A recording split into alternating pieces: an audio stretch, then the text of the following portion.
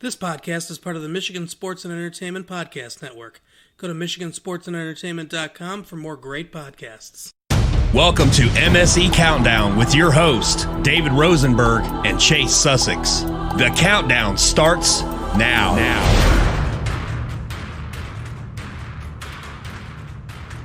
We're back, everybody. Welcome to the MSE Countdown. I'm your host, David Rosenberg. I'm here with Chase Sussex. Chase, what's up? Hey, how's it going, everybody? All right, we got kind of a lot to talk about. We put together a nice list of 5 things that we're going to talk about today. It seems to be a rather slow time in Detroit sports, wouldn't you say, Chase? It's a little bit slow, but we'll make do. It's definitely... Anything to keep the show rolling. The show must go on. So without further ado, let's get things going. The countdown starts now. Our first story tonight is the University of Michigan baseball team has advanced to the College World Series in Omaha. They defeated the UCLA Bruins to win the Corvallis Super Regional. The Super Regional win marks the first time that UM has made it to the College World Series since 1984. Chase, you watched this series. I watched this series. It was really good baseball. I don't think either of us, you can tell me if I'm wrong, but I don't think either of us really watch college baseball all too much, but this definitely caught my attention. Absolutely. I mean, anytime that Michigan really plays, in a big scene like this, it's always kind of fun to watch. I mean, I followed them a little bit throughout the season, but it wasn't really something I ever really, was super committed to. But then, your team, when Michigan plays in a big, like let's say you don't really watch Michigan basketball throughout the entire season, but you watch March Madness, you followed Michigan. That's just kind of how some people watch, sports. So that's what we did with baseball. And that's a great point, because when I watch college basketball, college football is a lot different. You got to watch every game, but college basketball, the way I watch it is I'll watch a nationally televised game or maybe a big game if it's like a ranked matchup or something, but I don't really start paying attention until the seeding for March Madness comes into place.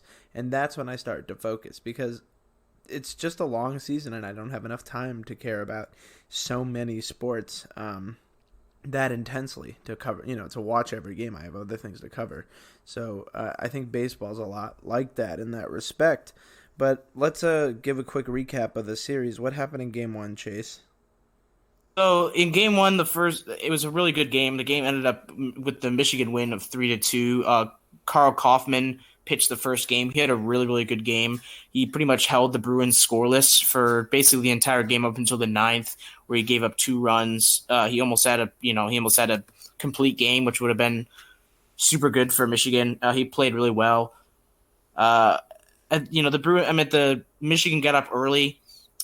Jesse Franklin played really well in that game, went 2 for 4 with 2 RBIs. And then Jordan Nwogu scored a KO Thomas earlier in the inning, and it gave him a 3-0 lead that the Bruins couldn't come back from. Like I said, they didn't score those final 2 runs until the 9th inning, and there was nothing that the Bruins could do to recover from that. So Kaufman had a really good game, a solid Game 1 for Michigan, and they kind of held on. They almost gave it up in the end, but they held on and picked up the win. So that was really good to find that first game of the series. And a lot of people were more confident, I think, in that first game. They were like, wow, we actually won the first game over UCLA. Like, we could win this series and go to the College World Series. So definitely an exciting matchup there. Yeah, that first game was definitely a good sign for Michigan fans, and it's what probably brought a lot of people, if they weren't already watching, what probably brought people into it. So that 3-2 win was really good baseball, good solid baseball. Like you said, Kaufman went 8 1/3, and then he gave up the 2 runs. That's a little scary, but they were able to hold it down. On the opposite, the opposite scenario of that situation is exactly what happened in the next game, in Game 2. So Game 2 was supposed to be similar to Game 1 if you just watch the game play out. The Wolverines were leading and such, and then it ended up going 12. Michigan had 5 errors in the game, and to be honest, the first 4 they could have lived with. They were there. But a costly error by Christian Bullock, who misplayed a ball in left field. He gave up the lead, and they tied it in the ninth, I believe. Or did they give him the lead in the ninth? They gave him the lead in the ninth, I believe. Yeah, and then the Wolverines ended up tying it 4-4 in the bottom of the ninth. Then we went into extras. It went 12 innings, and Kevin Kendall of UCLA hit a double in the 12th to take the lead 5-4. Game over. There were some interesting points in that game, including the 11th, where I believe both teams had the bases loaded, and things looked really grim because I think there were no outs for UCLA when they had the bases loaded. And what happened was they hit a ball right to the third baseman, and he tagged the runner and touched the base and got a double play really quickly. So that was awesome. Absolutely. Yeah, I mean, it's just one of those things. Is like, especially in extra inning baseball, you feel like anything can happen. You feel like everything's a home run. The announcers were talking about that. You know, when it gets to be the 10th, the 11th, the 12th, every fly ball that goes into the air gets the, but the collective gasp from the crowd. But it rarely plays out that dramatically. And for both teams to get out of bases loaded jams in the 11th before things finally finished up in the 12th, that's really all the drama you could script for a baseball game. So even with Michigan losing, that was probably my favorite game to watch of the series, even though it was the worst played by Michigan with the 5 errors. You can't do that. And just like I said, the 4 didn't cost them. The 5th and the 9th, that was really, really big. So, but things worked out. What happened in the third game? The third game, you think the second game was better, but I mean, there's no a big win. In Game 3, Michigan ended up winning 4-2 in that game. Akeo Thomas again was the hero of that game. At least on offense, on the defensive side of things, Tommy Henry was an absolute stud in that game. I'm pretty sure he was in the hospital or something like that a day before, if I'm not mistaken, and ended up pitching like 7 full innings, which was absolutely ridiculous. Incredibly impressive. And, he was just so drafted impressive last week in the second round of the MLB draft by the Arizona Diamondbacks, so he really proved his grit there, with that story. And you mentioned Akeo Thomas, again, he scored the run in the first game, and then he drove in the runs in the third game, so that's a pretty good series for him, putting together that 2-run single in the 5th, and Michigan moves on. So that's, that really great baseball series to watch. Especially, if we cover Detroit sports here, and when it comes to baseball, we got to talk about the Tigers, and the Tigers are just not that great right now. And to see a Michigan baseball team do well, especially at elevated stages, and now going on to the College World Series, the biggest stage, it's really great to see a good baseball being played, even if that one game had 5 errors. Yeah, I mean that's a great point.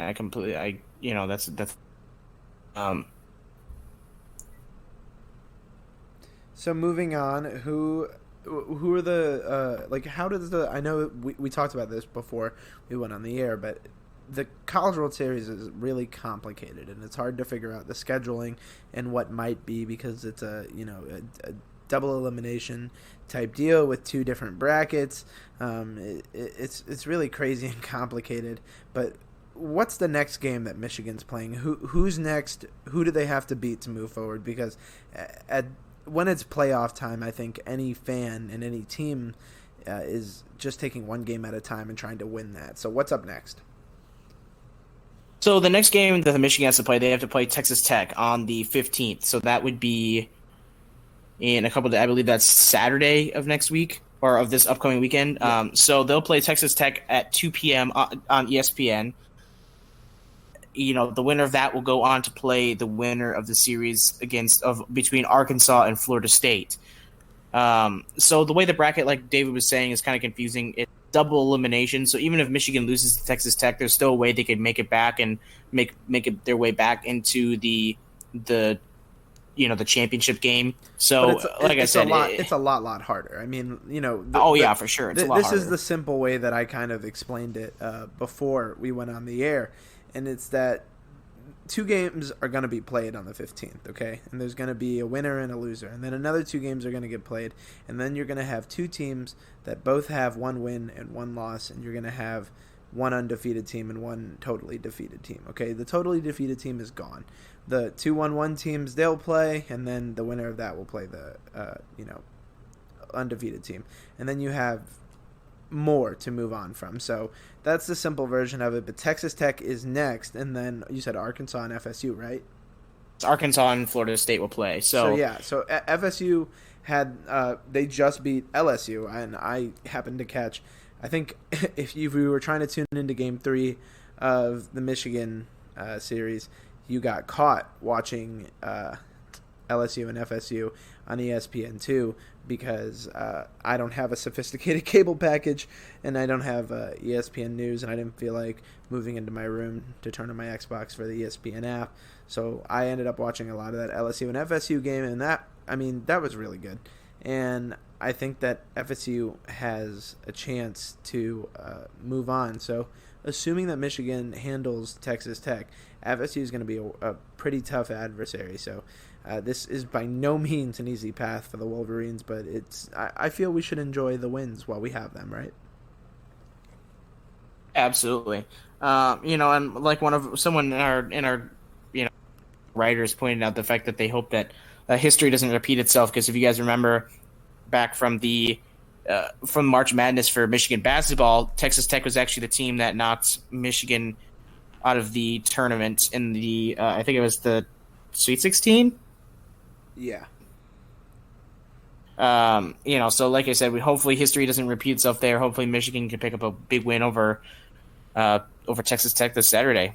That's the hope, and I'm pretty sure I'm scheduled for work Saturday, so I'll have to bring my laptop and set it up in the back, but that's no problem. I'll be there, I'll catch the game, and I'll be tweeting about it. Speaking of tweeting, if you don't already, you should follow us at MSE Countdown on Twitter. We give updates pretty much daily on whatever's going on in the Michigan sports world, and it's where we want to talk to you guys and communicate with you guys so you can tell us what you want to hear on this podcast. So there's a quick plug for our Twitter before we move on to our second story. All right. For our second story today, Chase, Damon Harrison tweeted that there was big news coming today. Did you see that tweet? Did, yeah, and I think it kind of gave everyone, a little bit of a surprise. Everyone obviously thought with him kind of holding out with his contract that, he might have signed a new contract, but there was some other good news today that happened, and it was actually that Damon Harrison and his wife had twins. Yeah, well, she had them, I guess. Oh, she had them. Obviously, it's always what we say is he had kids, but yes, Damon Harrison is now the proud father of two beautiful. I didn't catch the gender of the child. Boys, they're two twin boys. Great. So potentially two budding defensive tackles. I'm sure he'll get some size on them soon. We'll have to get the measurements on those kids, but hopefully they're big and strong, just like their father. So that's a fun little story to start the day. But I think, obviously the thing that it leads us into the discussion we're about to have is the speculation of why guys like Harrison and Slay were not at the OTAs, and are kind of holding out. Obviously, it's a business decision. It's a contract decision. But I think, there's little things like this, right? Like, obviously, Damon Harrison was with the mother of his children up until, the days of the birth of his children. So there's reason for him to more than just money, you know what I mean? But it does come down to money. So, Chase, what are your thoughts on the holdouts by Harrison and Slay? The holdouts make sense in terms of a business standpoint. Guys are, they're holding out for a reason. They're holding out for more money, and these guys are incredibly talented. They're some of the best at their positions, so I think they have every right to hold out. That it makes the most sense in terms of their career. I think these guys have a lot of loyalty to the fan base and stuff like that, but I don't know. It's just a smart business decision. Honestly, I'd probably do the same exact thing. If I put in that shoes. You put your body on the line like that, you're going to want a lot of money. So, and I don't want to disparage any of our listeners, but that's the exact way that I feel, and that's the way I think the smart fan should feel. They understand the value of the player. But there is a lot of commotion, especially if you're someone like I know both of us are, and we constantly are inspecting Twitter to see what people are talking about. There's a lot of, malicious content aimed at these people who are choosing not to participate in a voluntary practice. And I just, do you think there's any basis for these people to be mad, or are they just upset for no reason? I mean, it's not necessarily that people don't really have a basis to be mad. I think people are just a little bit upset because I know a lot of people are saying, oh, well, these are these portions of the practice are actually mandatory. So people are like, well, they're required to come to the practices anyways. But really, it's just mini camp. I mean, it's really not the end of the world. So again, I think fans have to put themselves in these guys' shoes and say, listen, these guys do a lot for the team. And, it's tough to really be like, oh, well, you have to do, like these guys are grown adults. It's their business, it's their career. It's a business decision that they chose to make. And that's how they're going to do it. I don't really think a fan, I mean, what would you do if Damon Harrison walked into your office at work and was like, you have to do this. And you have like, like they're not going to have someone else tell you how to do your job unless they're your boss. Yeah. If someone from the outside who doesn't work for you is just like, hey, do your job this way, you're not going to want to listen to them. That's not how it really works. Like I guess that's just my thoughts on it, but no, I totally agree with you. It is their decision. It's a business decision. And, you kind of brought up a point that got me thinking, and, this probably, the hate, all of the anger from the fans seems to stem probably from a fear that these guys won't end up playing during the season. And, you mentioned how important they are. And I guess that's them projecting, like a child, like projecting their, fear of something that might happen into anger. And I don't really understand that, but, people will do what they want to do. But do you think that fear can be validated? Do you think Slay and Harrison would end up missing, the regular season, like holding out like Le'Veon Bell did? I mean, obviously this is all speculation, but I don't really think it's I don't think it's a Le'Veon Bell situation because here's the thing: both players still have room on their contracts. Guys, it's not a Le'Veon Bell situation. Le'Veon Bell sat out during his, when he was franchise tagged. That was essentially what happened with the Steelers, and he was tagged by the Steelers, and he wanted a long-term contract, so he chose to sit out that portion of the season. But for whatever he did, I mean, you have to remember he lost a ton of money. Like he lost I think he was paying a couple $1 million every game in order to sit out, you know what I mean? So he was losing so much money. He ended up signing somewhere else, and it wasn't even really that big of a, he wanted so much money. I think he turned down a pretty big contract from the Steelers. I think it was like $70 million contract from the Steelers or whatever. And that's not the case with these guys. Well, that's not the case. Exactly. I mean, these guys aren't, they have more room on their contract left. They just want more guaranteed money. These guys are committed players to the team. This is another Le'Veon Bell situation. He's not holding out for, some crazy, they're looking for an extension, but at the end of the day, I don't really think this keeps them off the field at all. No. Because I think they'll get a deal. The reason I think that is because I think they'll get a deal done before the season starts. All the Lions keep saying, "Oh, we're not prioritizing," but they will before the season starts. They will. Yeah, and the other thing we got to talk about regarding the Lions is the Hard Knocks decision that was made today. The HBO series will be covering the Raiders preseason, so there will be no inside look for Lions fans at what goes on during the preseason and all the things that come with that great series. Chase, I know you don't have HBO and you don't watch it. We were talking about how you've avoided Game of Thrones successfully because you don't feel like paying for a subscription.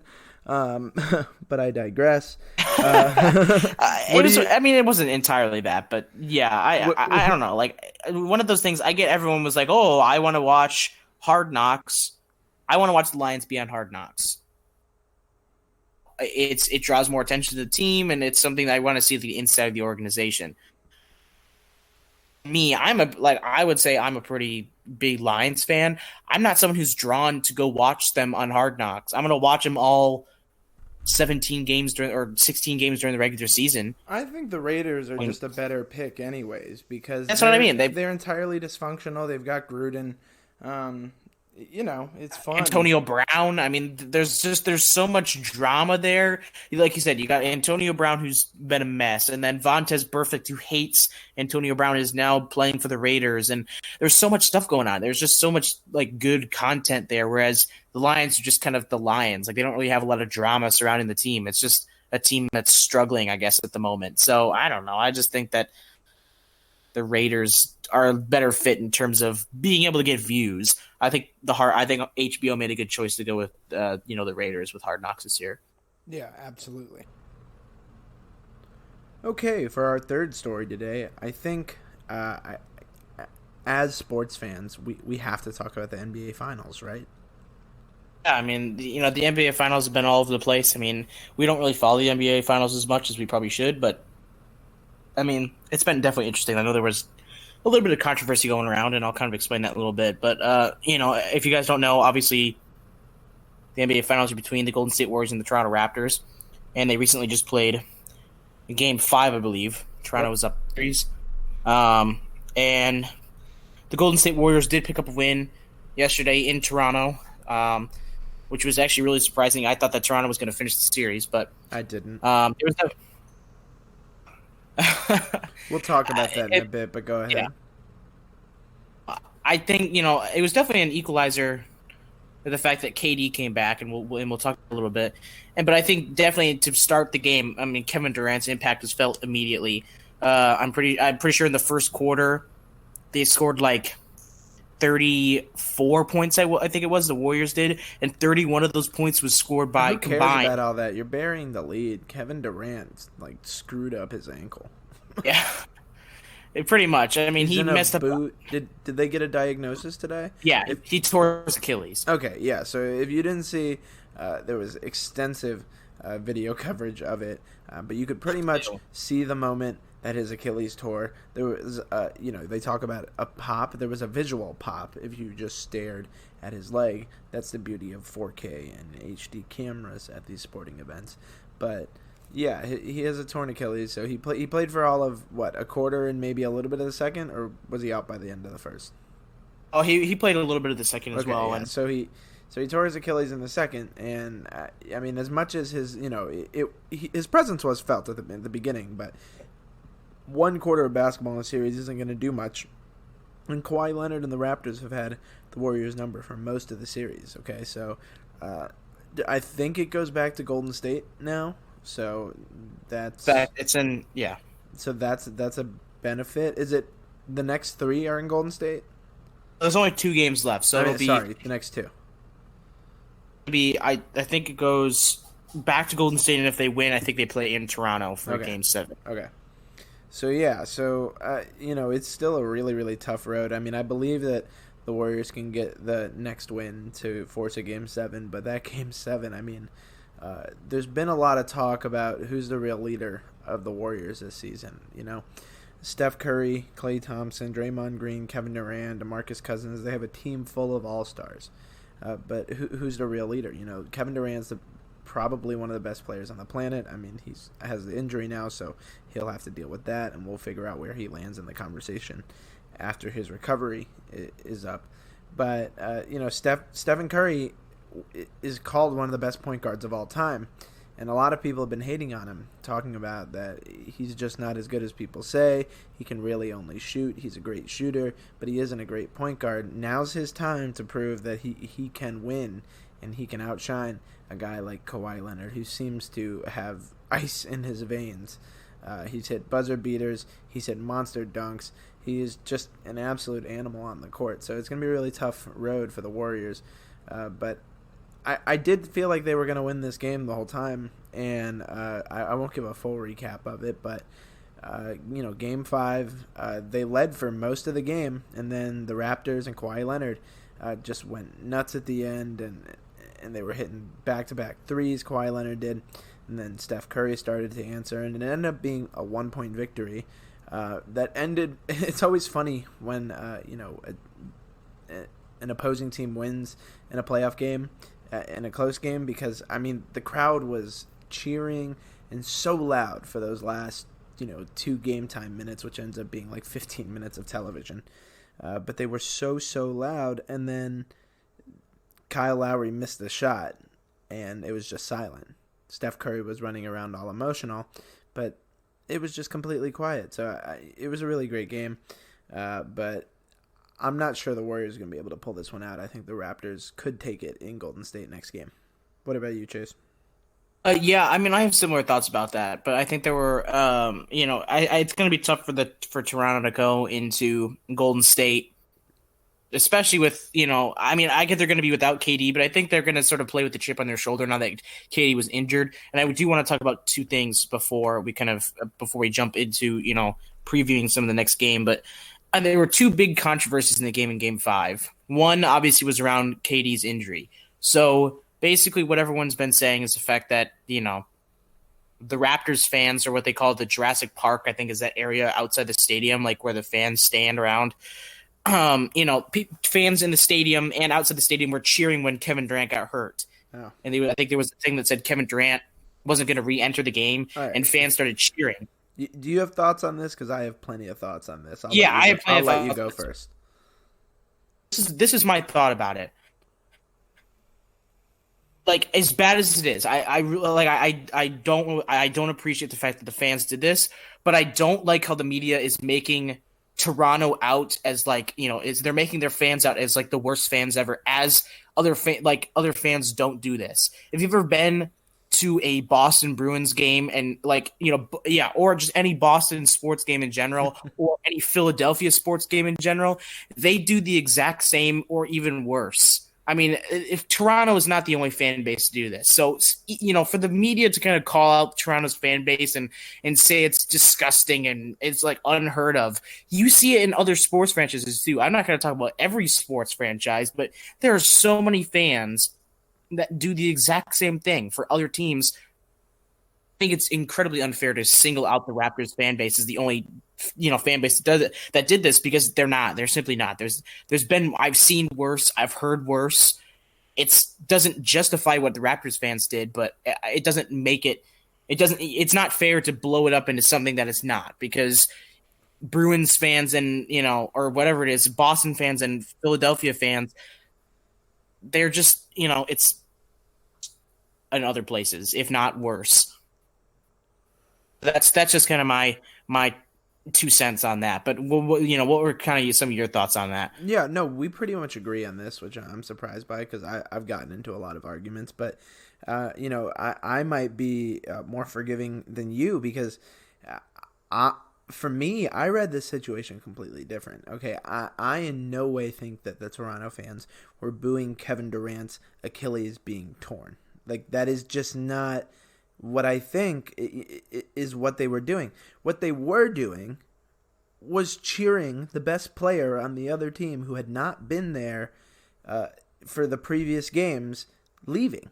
Okay? We talked about at the beginning of this coverage. Kevin Durant was the only thing that was putting Golden State in it so far in this series. They looked defeated. They looked not like the Golden State Warriors that we're supposed to be playing. And Kevin Durant kind of brought them back in that first quarter. Obviously, they played well for the rest of the game without him. But at that moment, what they were cheering was, oh my God, the savior of the other team is gone. It was pretty apparent that this was not a minor injury. They stopped the game.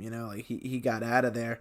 That's what they were cheering. They were cheering the moment that they felt their team had the best opportunity to win the finals at home. They thought they were taking it home that day. So I'm not going to say I'm okay with the cheering. Obviously, you should be sensitive about it. But, especially in today's culture in general, I think we all say things and do things that can be perceived incorrectly. And this is just one of those cases. I don't think the offense was supposed to be taken the way that it was. And from all of my accounts and everything that I've read, Toronto is an absolutely fantastic sports city. Toronto is very multicultural, very diverse. Just a really great town that kind of accepts everyone, and basketball brings all of these people together. I think it's really easy for us as Americans and the American media to spin it because they're Toronto. They are it's Canada, but it's a foreign country, and it's really easy to make it America versus the world, because I've seen it a million times on wrestling, and it's easy to build a heel. You see what I'm saying? It's just I understand what you mean. It's very, very simple. So like you said, shame on the media for doing this. And shame on the fans for not reading the situation appropriately. The cheering was not the correct thing, but if you were to, poll the fans, I don't think more than the 1 or 2% that there always is going to be is going to show up as, yeah, I was cheering because I don't like Kevin Durant and I'm glad he's hurt and I hope his career suffers. It's just not what was happening.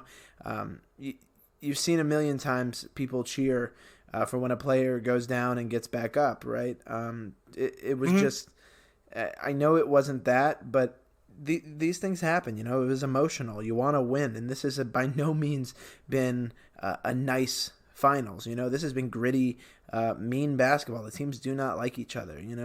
They've got a guy like Drake on the sidelines who's very emotional, very outspoken, and all of that. So I think it was just bad timing and a bad scenario, and obviously our prayers are with Kevin Durant and his family, with the recovery that's obviously ahead. I hope he doesn't spend too much time making Instagram burner accounts, but he'll have an early off season, and he posted on Instagram, I believe, on his real Instagram, that this re-energized him and he's gonna work back. I mean, who knows if it'll be with the Warriors or not, and we'll see how this affects free agency and stuff like that.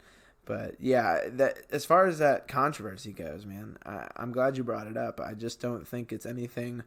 I don't think it's anything real. It's just not. It's just not. No, I think I understand what you're coming from, saying where the media is kind of. I think you thought we would disagree a little bit on that, but more than you thought. But yeah. So, what was that other controversy that you wanted to talk about? So the other controversy I want to talk about, and I know a couple other outlets have covered it. I know Stephen A. Smith talked about it, in he did like a post-game thing or whatever, but it wasn't as big as the controversy as the one we talked about before, but it's about the Raptors and their head coach. So if you guys watch the game and you guys watch the final minutes, we said it's a very exciting time, the last couple minutes. So there was about 3 minutes left in the game, and fire. They had just come back. Kawhi Leonard was on fire. I think they were only up 3, but the stadium was buzzing, and you could tell. I mean, Steph Curry and Klay Thompson were gassed. They looked out of it, and Toronto was just putting it on him. And all of a sudden, Nick Nurse, who's the head coach of the Toronto Raptors, decided to call a timeout. That was probably the worst decision of the game, at least in my opinion. It was the worst decision I think he made, because what he did, he gave Steph Curry and Klay Thompson a chance to rest. And that was probably his biggest mistake, because then Golden State won their own run and, went back and won the game from that point. I mean, it gave him a resting point. And then it was a crucial point where, they had a point where up a couple. I know it was like a 1-point game. I can't remember, but it was a close lead and there was like 30 seconds left, or they maybe had just lost the lead. And they had to draw up a play, and there was only like 30 seconds left. And Nurse doesn't call a timeout. Terrible. It was terrible clock management, first of all, and it was just terrible coaching in that game, at least towards the end. I don't know what he was thinking, but he used a timeout where he shouldn't have, and then he didn't call a timeout late in the game when he needed to be able to set something up and figure out how to make a play. And I think that's why Kyle Lowry ended up missing that last shot, because they didn't game plan well enough for it. Yeah. They didn't call timeouts to the right points, and that's the reason why. And that's a big reason as to why they lost the game. No, absolutely. I actually hadn't heard about this, and I'm glad that you brought it up. Just learning about it, the thing that I think immediately is that the Raptors, they do have playoff experience, but finals experience and the intensity of the moment and all of that we've talked about.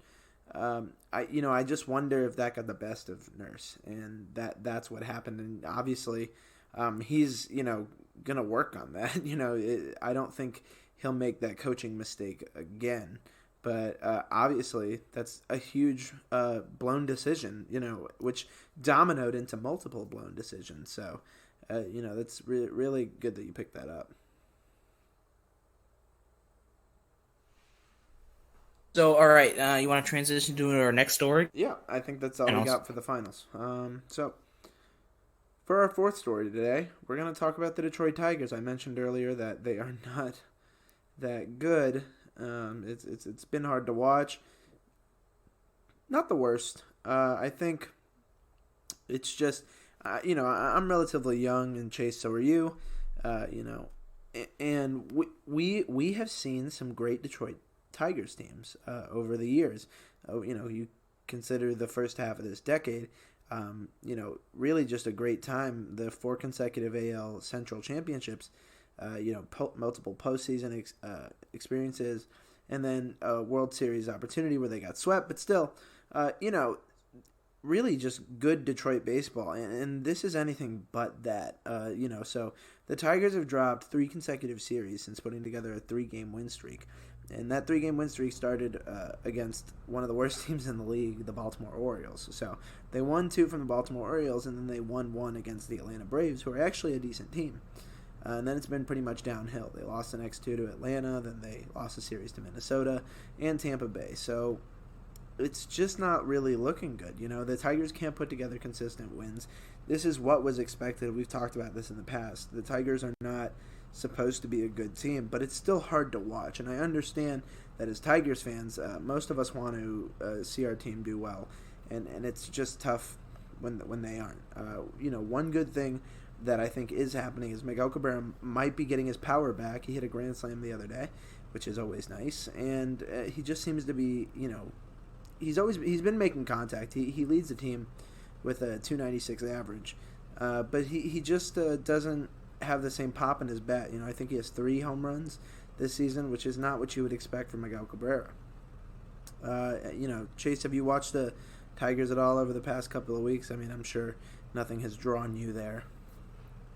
I'm not a big watcher of Tigers baseball in the first place, partially because, where I live, we just don't get it on TV. I just don't have the package on my television in order to get it. So, see, I pay for the MLB TV app. It's not that, we already, My point is Chase is cheap. He doesn't want HBO. He doesn't want MLB. All of that stuff is... Apparently, the whole sum of the show today is the fact that I don't like to buy subscription services because I won't watch HBO or Tigers baseball because it's too expensive. But that's why this podcast is subscription free. That's why we make it easy for everyone. Chase wouldn't be a part of it if we had subscriptions. He'd charge me a subscription fee. Yeah, to be on it, of course. Well, I mean, not to be on it, but I would charge you to listen back to it if you wanted to. So that's okay. Yeah, so not a lot of watching of Tiger baseball, and I understand. But there's nothing that really draws me to it either. I mean, even if they were on, it's not like I want to sit there and be like, oh, I want to watch the Tigers lose today. Yeah, well, I mean, I think that's a little harsh. It's that feeling. No, it's not harsh. It's that feeling is absolutely the feeling among many, many Tigers fans. I don't want to watch them today. I don't want to spend, the pace of play. I know they're trying to improve it, but let's face it. If you're going to watch an entire baseball game, you got to devote 3 hours of your time. Now, it's not the worst if you have it on in the background while you're cooking dinner, or, maybe you're talking to someone and catching up, and you have it on in the background. But, it really is not, entertaining content by any means for any Tigers fan. I assume the people who are watching are the people who are rooting for the other team, and they have their own network. So the Tigers have to do something to kind of get people to go. I mean, their attendance has been pretty bad. It should pick up over summer because kids get out of school.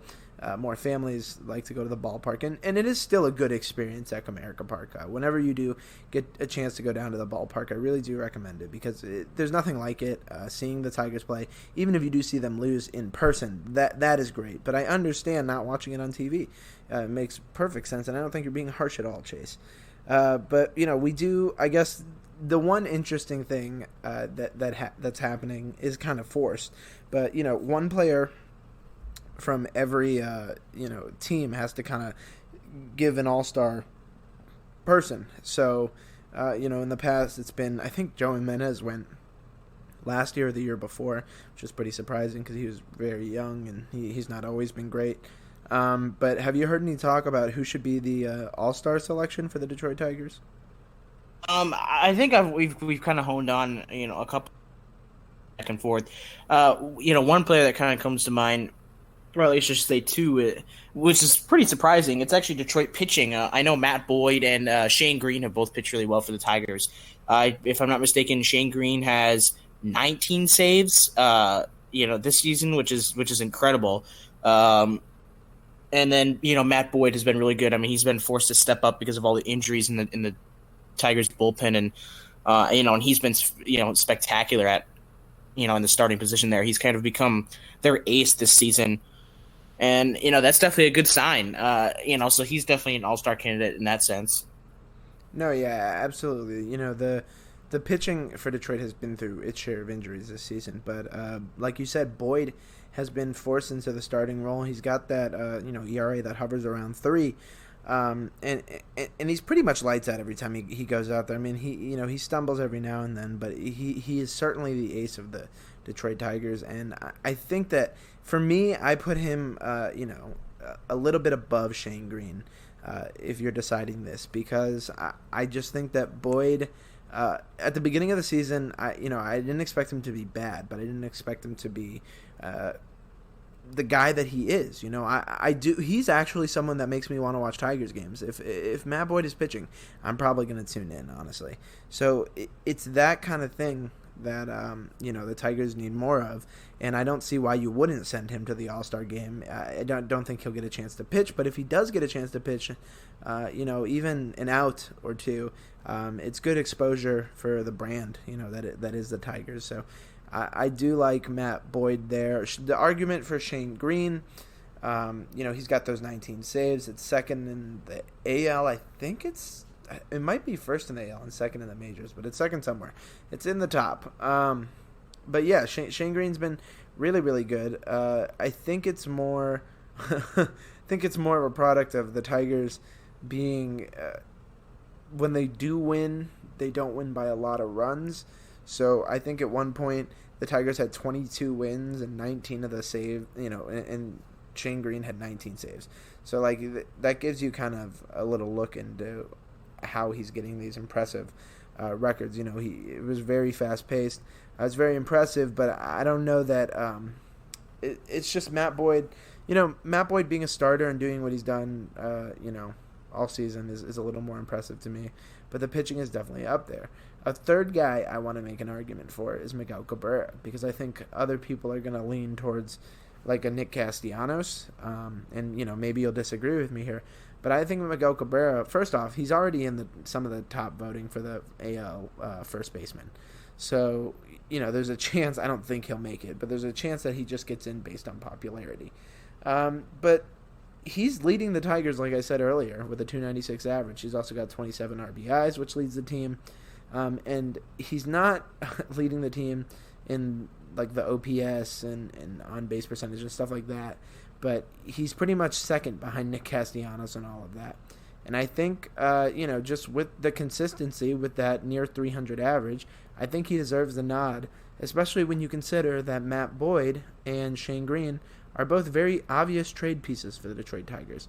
The Tigers are likely to trade one of those two guys over the summer because they are rebuilding. And as much as it pains me to say as the Tigers fans, the best players that they have are the ones that needs to go, because when it's time to pay Matt Boyd his contract, which he rightfully deserves, they're not going to want to pay him that, or they'll have a Casey Mize and a Matt Manning and an Alex Fado and a Bo Burrows to pay.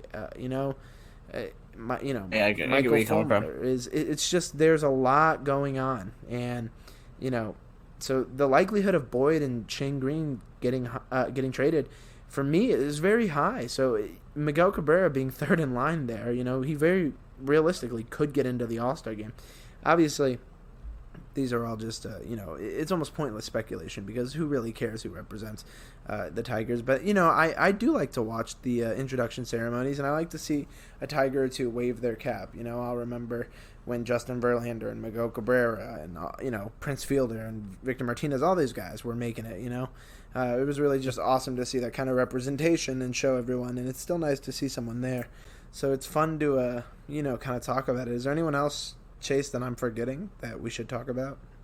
Yeah, I think he said, obviously you mentioned Castellanos, which would be another good suggestion. He'd be a really good nod, I think. But someone like, someone who had a pretty good hitting, who's in the Tigers, a big hitting streak early in the season, it was Jacoby Jones. He's played really well. He's kind of played with the chip on his shoulder over the past couple weeks, and I think he's kind of a dark horse candidate. I don't really think he'd have really a huge shot of making it, but it's definitely a possibility.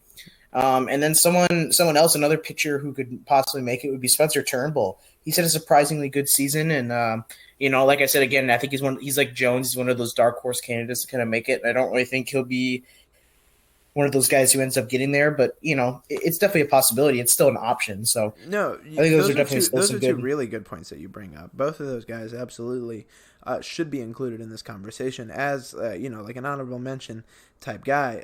So I'm glad that you brought them up. But like you said, Jacoby Jones just got off that. I think he had an 11-game hitting streak, which was good for best in the league at some point. He dropped that I think last week, but he's been on fire. He's hitting home runs. He is just seeing the baseball really well. And about a month or so ago, I think everyone that was a fan of the Detroit Tigers was asking why this guy was even on the team. So it just goes to show you that a little bit of patience really pays off. And if Jacoby Jones can continue to be this hot and this successful over the next few weeks, I think he could, earn his spot. The Tigers do like to send young guys there, especially if they think, oh, it's a face that, could be, stay in Detroit and be familiar. And if Jacoby Jones is successful, a good outfielder, a young good outfielder, is something they certainly would like to brand. So I think that's a really good one. And then Spencer Turnbull is another great one that you mentioned. He kind of falls into that Matt Boyd category, like I said. His innings pitched is up. His WAR is, I think, just under 2, which is mildly impressive. He doesn't have a lot of wins. He's pitching as we speak, actually, or he already got taken out, and the Tigers are still winning. So it's possible that by the time we post this tonight or tomorrow, that he will have 4 wins. But he's been a product of that injury bug that the Tigers have had, and much like Matt Boyd, he's been thrust into the second position, basically. Michael Fulmer's out. Matt Moore's out. A bunch of guys have been hurt. Zimmerman's out. So, and Turnbull's handled it well. He's been a pleasant surprise, is my favorite way to describe Spencer Turnbull. I think he also had a kid this year, so really just great. 2019 will be a year to remember for him. So, hopefully, like you said, that those guys can continue to play well. And if they do play well, there is a chance that they could get the nod over a guy like Miguel Cabrera and Nick Castellanos, because I do think those are good names. And I think that's about it for the Detroit Tigers. So let's go to our 5th and final story of the night. We're going to talk about the Detroit Red Wings. What's going on with this Nicholas Cronwell story? So there's it's been kind of interesting. So Nicholas Cronwell is obviously on his last wheels as a Detroit Red Wing, and this offseason he's definitely contemplating whether to return to the Red Wings or not. He's talked about retirement multiple times. I think he considered it last season as well, but decided to come back. I know his health is obviously a big concern, and that's the reason why his teammate Henrik Zetterberg retired last year, or at the start of the season last year. But I didn't really think they were going to give it too much attention, because it was like, well, he hasn't really made a decision, and it's kind of tough to figure out like where it fits in with the whole rebuild, and he's obviously an older guy, but he's still one of their top defensemen.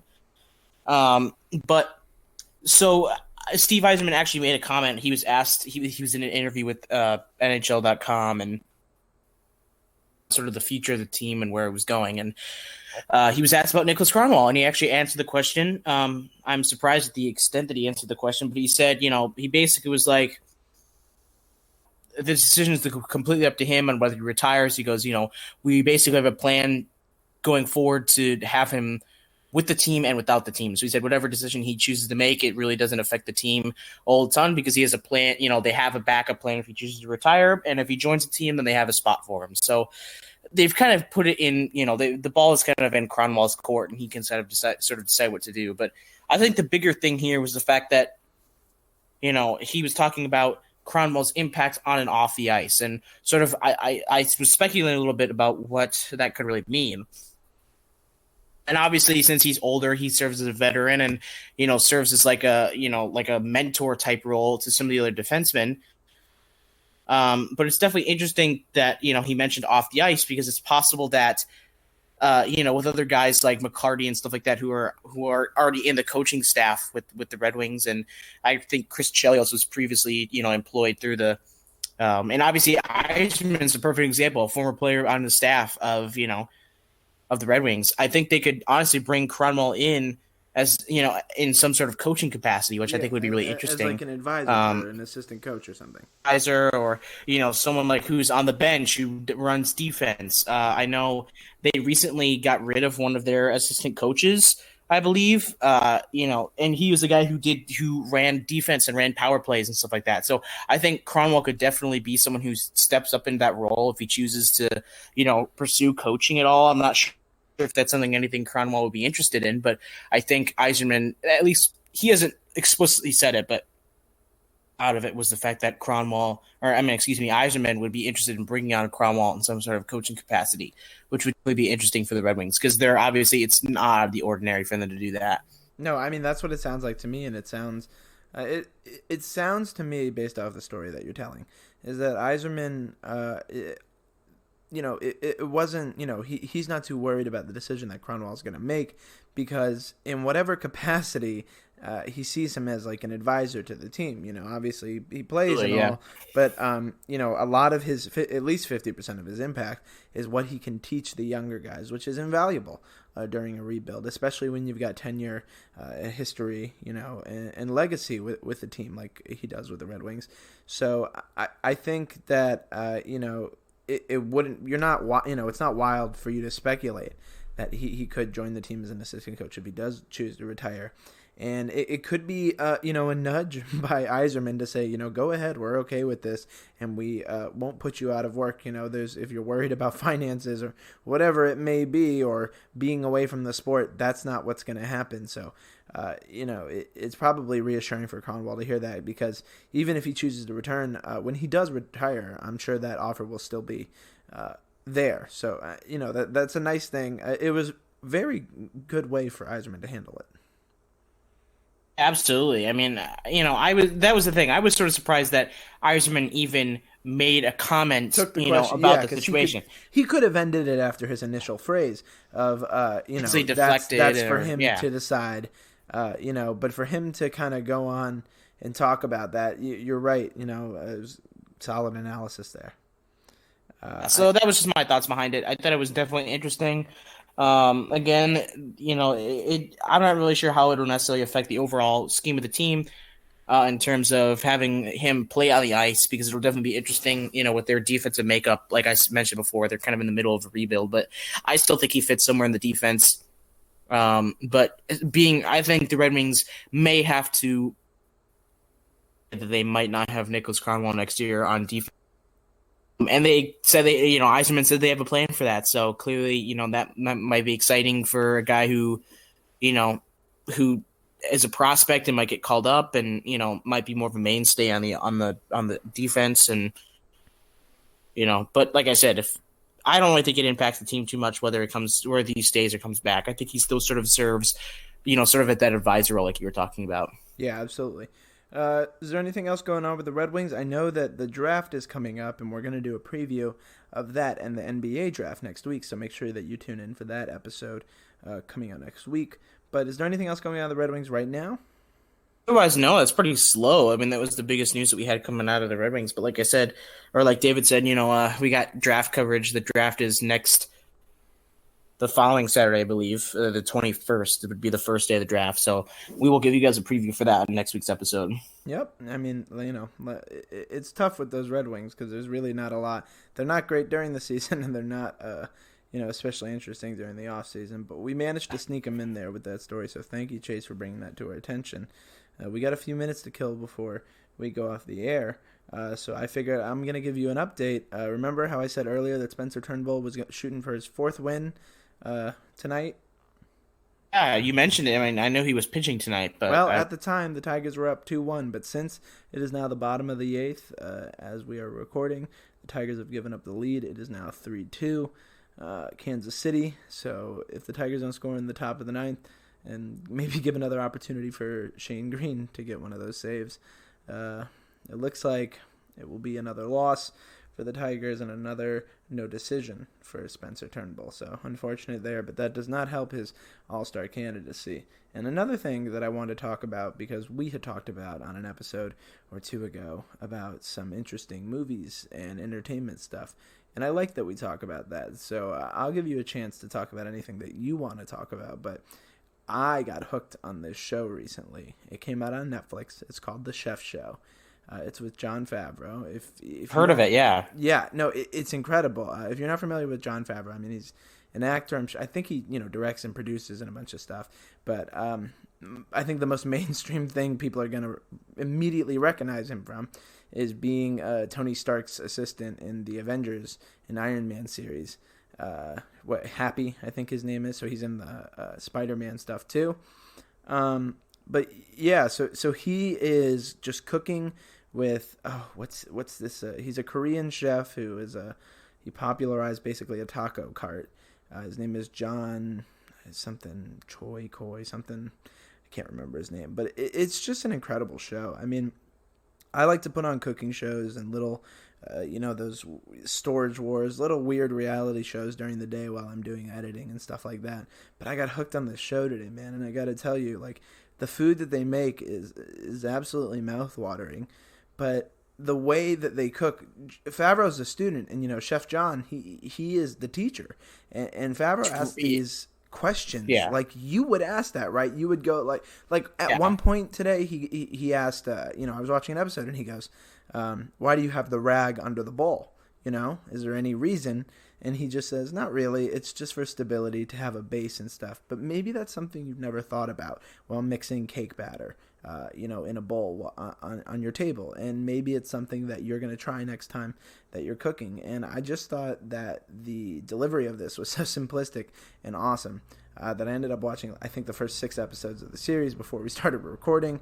I had to pause it when I was editing because it absolutely hooked me. So I just wanted to talk about that for a minute because, man, it's and I'm glad you've heard about it because I hope it gets. Oh yeah, I've heard about it. It's an interesting show, and the way I heard about it, I'm familiar with who Roy Choi is. That's the other guy on the host. That's the guy who you're thinking of.